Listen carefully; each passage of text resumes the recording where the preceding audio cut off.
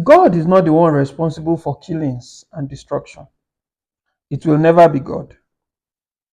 God is the one giving a way of salvation. God is the one creating a way of salvation out of every scenario you see. You might say you read the Old Testament and it is written there that it is God that did all those things. But Jesus came and made us understand that nobody has seen the Father until he himself came from the Father. The Bible calls him the exact replica of God's glory, the brightness of God's glory. The Bible calls Jesus the fullness of God in human flesh. So every attribute of God you are looking for, you will find it in Jesus. You will find it in the truth established in his sacrifice. In the truth established in his sacrifice.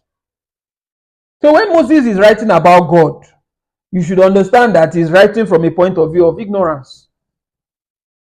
When you read the Old Testament writers, and they will tell you that God did this, God did. No.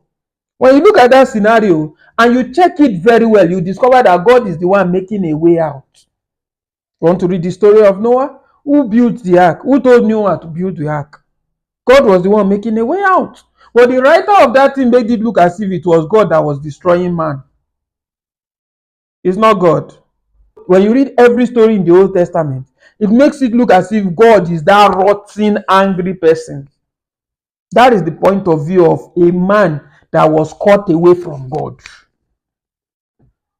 When you read the point of view of a man that God is living on his inside, which we have in the New Testament's account, and who we have become, in that understanding, you will discover that God is the one making a way out of every situation and every scenario. God's business is salvation. Jesus said, I have not come into this world to condemn. So God has never been the one condemning this world. God has never been the one killing in the story of Sodom and Gomorrah. God was the one looking for a way to save men, any man that had faith. Remember, Abraham was righteous. Abraham's righteousness came as a result of his faith. So when God told him to go and look for righteous men, God was telling Abraham to go and look for men that had the same kind of faith he had in the story of Sodom and Gomorrah. And Abraham couldn't see. There was no person in that place that was trusting God for salvation during the story of Sodom and Gomorrah. Point out all the story in the Old Covenant that looks as if it was God. No, God was the one giving a way out. He was not the one responsible for the problems. He was the one bringing out the solutions. You can't find God in rot, and that is why as many as believe cannot go to hell. As many as believe God is no longer angry with them. As many as believe God is no longer counting sins against them. It is faith that pleases God. When you read the curses in the book of Genesis, it looks as if it was God that was cursing them. But those were just a result of you leaving God's presence. You left God. You rejected God's nature in you, and you were running away from God. What will result? You are now under the rulership of the devil. All those things you see will result. Even the children of Israel, under a covenant, that was working with them because of Abraham, before they asked for the law, were still receiving freedom from the curses that came as a result of the fall of man. Check everyone that has worked with God. They received freedom from the curses that came as a result of the fall of man. Everybody. The only one they couldn't outlive is physical death, which comes as a result of the fact that man has not yet been reconciled to God. And now that man is reconciled to God, even physical death has been dealt with. You must not die physically unless you want to. Jesus said, I am the thief cometh but to kill, to steal, and to destroy. But I am come. A representative of God said to kill, to steal, and to destroy is not God's business. It's not in God's agenda. You will never find God in such. He said, but I am come that he might have life and have it more abundantly. And Jesus, in his physical life on earth, in his own words, made sure that this life is not just a spiritual perception of life, but a physical bodily perception of life. And that's why the book of Romans says, if the spirit of him that raised Jesus from the dead dwells in this body. He will quicken this body. We are not waiting for when Jesus to come from the sky before all those things happen. They are at work in us already. His first coming culminates into his second coming.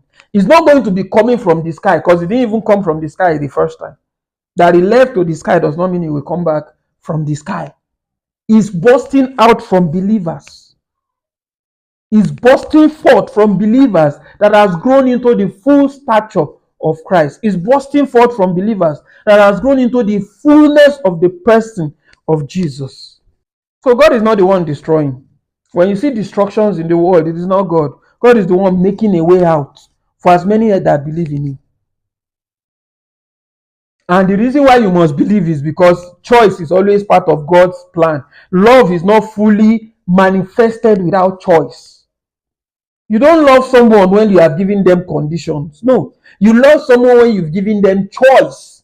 A choice to walk away, a choice to be without you, and they chose to be with you. That is why you have to believe.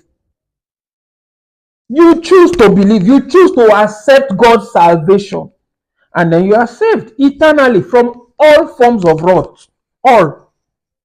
Because spiritually now, Satan is no longer the God of this world. He has been dethroned. Sons of God are now the God of this world. They've been enthroned, seated at the right hand of the Father. They now handle the affairs of this world. So there is no spiritual force anywhere that can contradict nor stand against the person who the believer has become in Christ. No spiritual forces anywhere. In fact, the believer himself is the God of this world. The Bible says, who has God committed the world into, if not the sons of men? We. When he created us, what did he do? When he recreated us in Christ, he handed over all the works of his hands into our hands as believers. You can imagine the foolishness when we now carry all those things now and now go and use it to subject ourselves to laws and principles. Like, hello? As many as are led by the Spirit are not under the law. They are not under any law. They have the recreative power of God on their inside. They give life. They forgive sins. They give life. They forgive sins. They no longer count sins against men. They establish God's will on earth. And what is the will of God? The will of God is that all men should come to the knowledge of his Son and be saved, which we are. The reason why the world does not know us is because they don't know God. We have a world that does not know God. It is our responsibility to introduce God to them in the same love that we've received.